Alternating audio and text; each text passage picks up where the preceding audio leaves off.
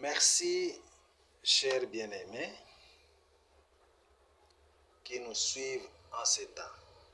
Salut. J'aimerais que nous puissions parler aujourd'hui d'un petit sujet que j'ai intitulé « La rupture de la continuité ». J'ai tiré cela dans le sermon intitulé « Les septièmes sceaux » prêché dimanche 24/3/63 soir, au paragraphe 79. Excusez-moi, tradition cochère. Le prophète William Marion Branham dit ceci: ne pouvez-vous pas vous rappeler comment ce matin nous avons mis ces choses sur le tapis et observez ce soir. On va mettre cela sur le tapis et vous verrez. Quand on arrivera à ce septième sceau, il y a rupture de continuité. Simplement,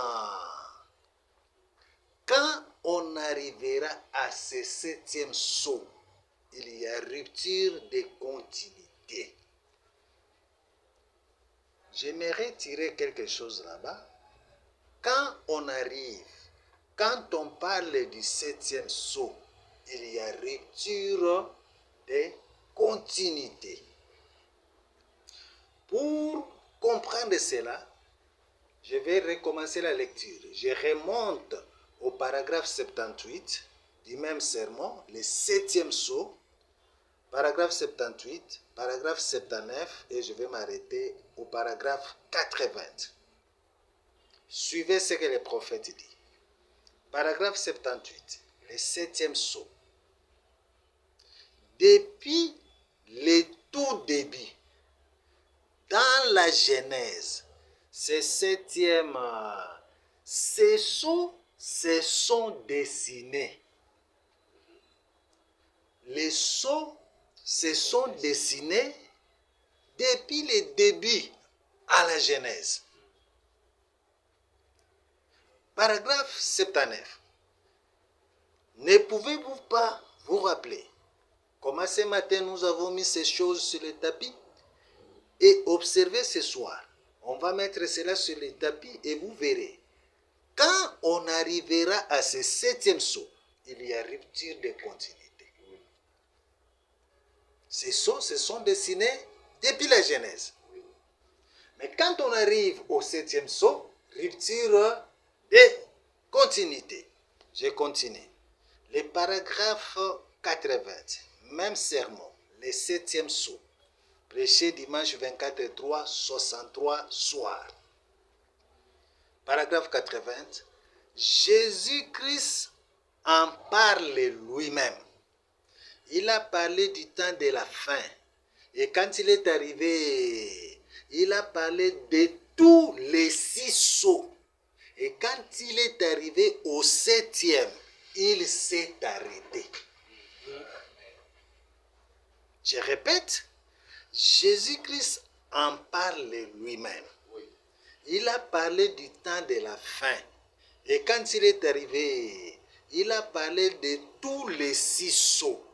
Quand il est arrivé au septième, il s'est arrêté. Voilà.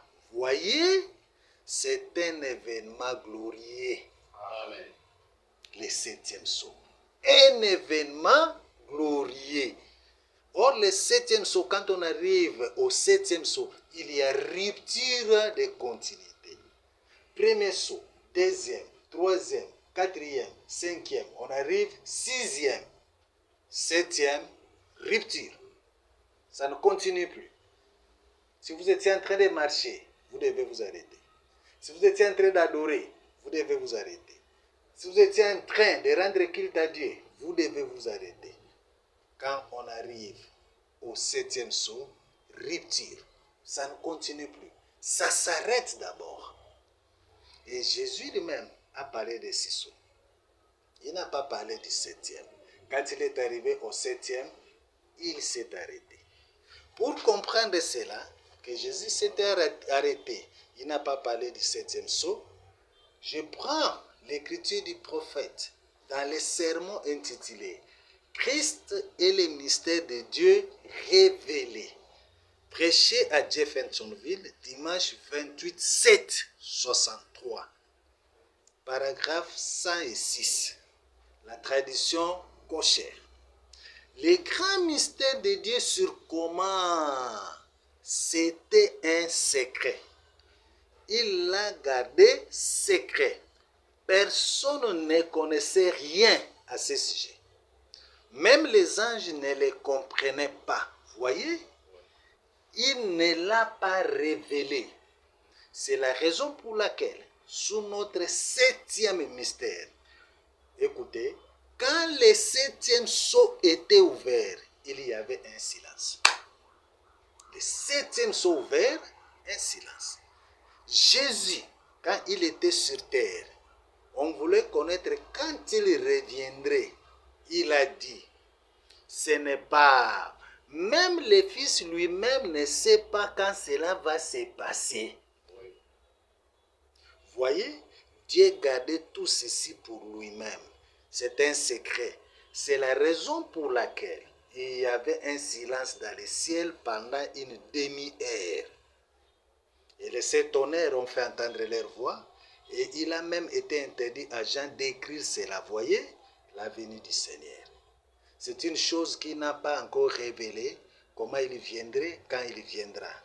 Est-ce une bonne chose qu'il ne l'ait pas fait? Non. Voilà.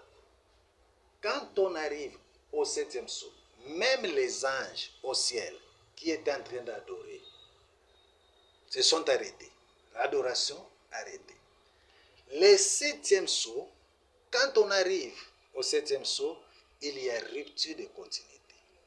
Malheureusement, les gens aujourd'hui, les gens qui ne connaissent pas le plan de la parole, prennent les histoires du premier sceau, du deuxième sceau, du troisième sceau, quatrième sceau, cinquième sceau, sixième sceau, viennent avec ces choses-là jusqu'au septième sceau.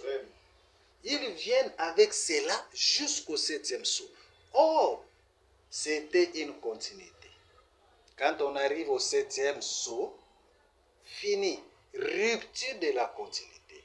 Arrêtez-vous d'abord. Si vous étiez en train de marcher, septième sceau ouvert, arrêt. Si vous étiez en train de parler, taisez-vous d'abord. Si vous étiez en train d'adorer, arrêtez. Rendre culte, arrêtez. Parce qu'il y a rupture. Même les anges. Maintenant, écoutez. Cette rupture ici, du septième sceau, a eu lieu quand? Je suis dans la prédication du prophète William Aaron Branham, intitulée Shalom, prêché dimanche 12 janvier 64, au paragraphe 170. Il dit ceci. Nous avons entendu que la parole de Dieu disait qu'au jour du septième ange, dans les âges de l'Église, il a dit que le message du septième ange serait le dernier message. Et alors, nous voyons là, dans Apocalypse 10, qu'au jour du message du septième ange, le mystère de Dieu serait fini. Écoutez. Le septième sceau serait ouvert. Quand est-ce que ça sera ouvert? Pendant les jours du septième ange de l'Église. Le septième sceau serait ouvert. À ne pas oublier, c'est à l'ouverture du septième sceau qu'il y a rupture de continuité. Amen. Cette rupture intervient au jour du messager du septième âge de l'Église. Le septième sceau serait ouvert. Cela devait être là. Et tout à coup, quand cela arrivait, une vision est apparue, disant, va à Tucson. Il y aura un grand bruit à ce moment-là, et tu comprendras pleinement et tu sauras que cela est envoyé. Cela secouera presque toute la terre. Vous tous êtes au courant de cela. C'était sur bande des mois avant que cela n'arrive. Et c'est arrivé là. Écoutez, c'est un changement du temps de la symphonie. Amen. Amen. C'est un changement du temps de la symphonie. Amen. Cette vision dont il parle ici, si vous voulez comprendre cela, prenez le sermon intitulé « Mais c'est le signe de la fin ». Page 26 et page 27. Et cette vision s'est accomplie le 28 février 1963. Il y a eu une déflagration. Et le prophète Branham a été enlevé. Il a été élevé dans une lumière. Cet événement a eu lieu le 28 février 1963. Il y a certains frères, excusez-moi, qui ne croient pas à cette date ici. Ils disent que cet événement a eu lieu à une autre date. Ce n'est pas notre souci, ce n'est pas notre sujet, mais l'événement a bel et bien eu lieu. Amen. Et cela a eu lieu quand? Pendant que les prophètes étaient dans la dimension des humains. Oui. Et le prophète a quitté la dimension des humains en 1965. Mais depuis 1965 jusqu'à aujourd'hui, plus de 50 ans, cet événement avait eu lieu. Et il dit, c'est un changement du temps de la symphonie. Chers bien-aimés, le prophète dit, sa parole, la parole de Dieu est juste comme une symphonie. Si nous pouvons lire cela toujours, je suis dans les sermons intitulés Shalom, mais cette fois-ci, du dimanche 19 janvier 64, au paragraphe 149, il dit ceci. La parole est juste comme une grande symphonie. Combien parmi vous ont déjà entendu une symphonie?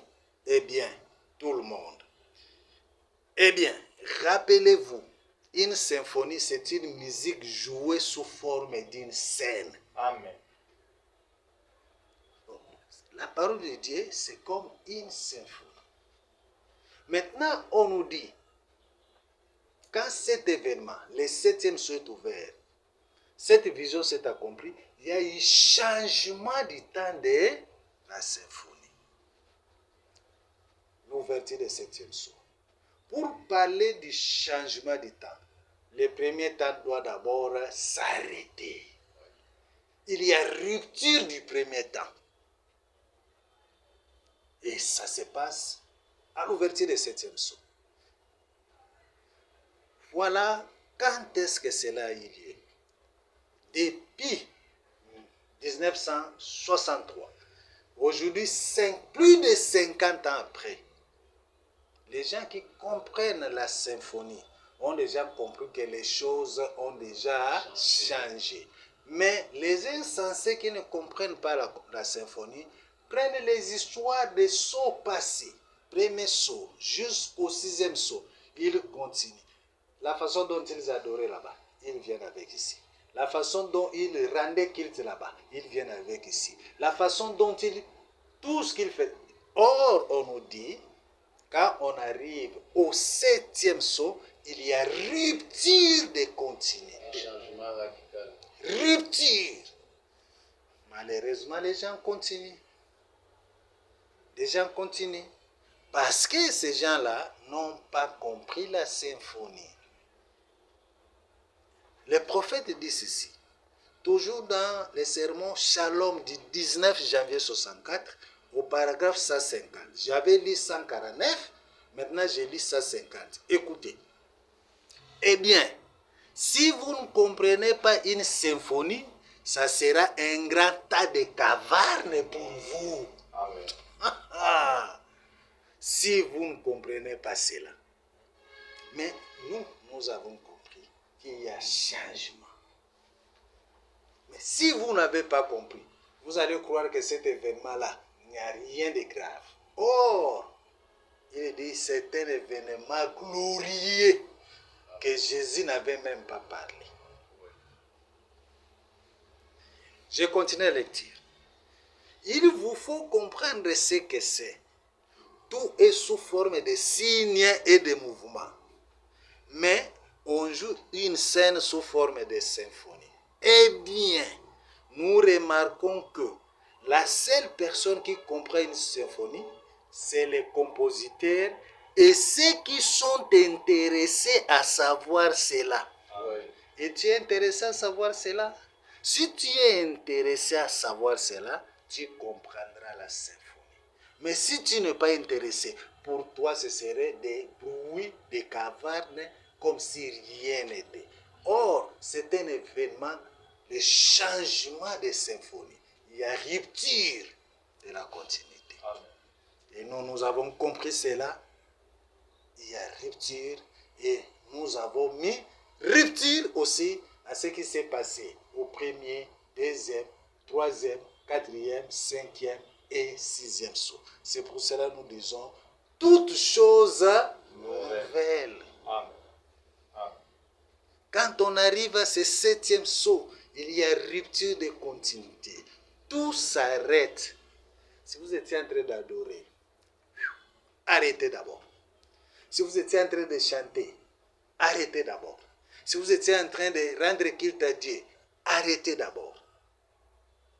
Après, l'introduction du deuxième temps qui est toute chose nouvelle.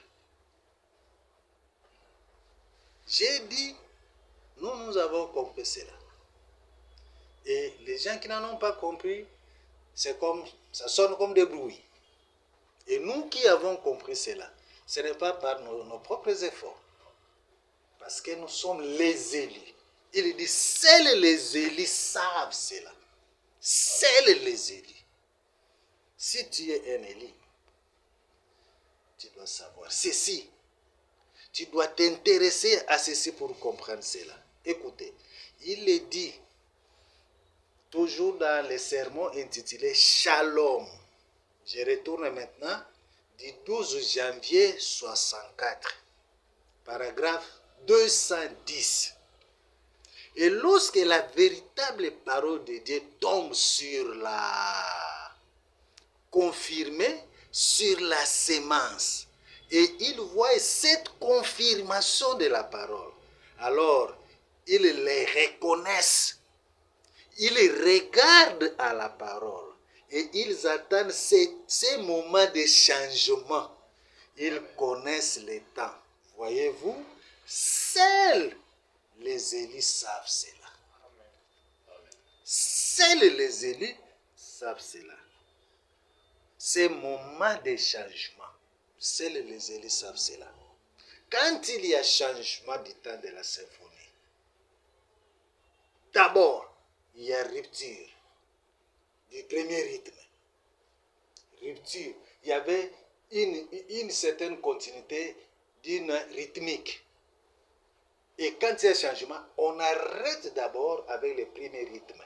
On arrête. Et le deuxième temps, on introduit les nouveaux temps. On introduit les nouveaux rythmes. On introduit. Et ce qu'on introduit là, c'est une chose nouvelle. C'est pour cela que nous disons, suivez-nous sur cette plateforme que nous avons intitulée Toutes choses nouvelles. Parce qu'il y a eu rupture de la continuité quand on arrive au septième saut. Voilà quelque chose que j'avais voulu partager avec nous.